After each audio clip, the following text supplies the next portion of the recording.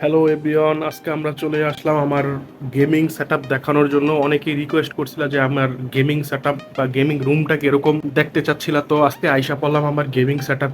দেখো কি অবস্থা আমার গেমিং সেটআপের।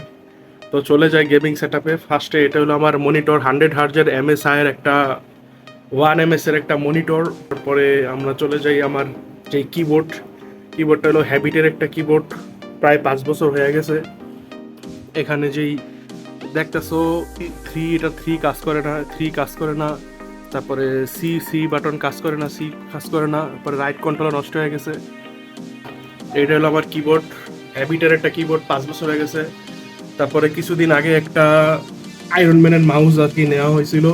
এটা অ্যাকচুয়ালি ফ্রি পাইছি, আমার এক ভাইয়ের পিসি বিল্ডে এটা স্পিনে পাওয়া হয়েছে। ওইটাই হলো এই মাউসটা। আর এটা হলো আমার সেই দামি একটা পিসি, তোমরা যেটা যেটা দিয়ে আমি স্ট্রিম করি। দেখো পিসিটা অনেক দামি, আমার জন্য অনেক মূল্যবান।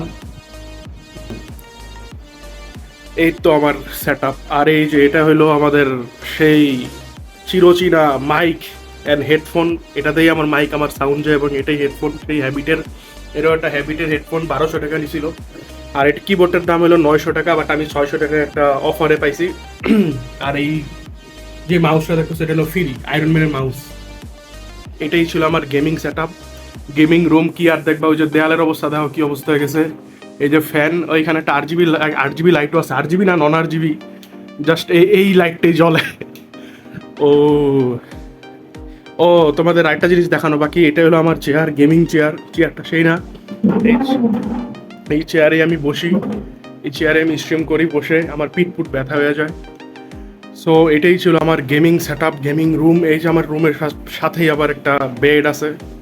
তো আজকের জন্য এই পর্যন্তই। আল্লাহ হাফেজ, আবার দেখা হবে। See you soon.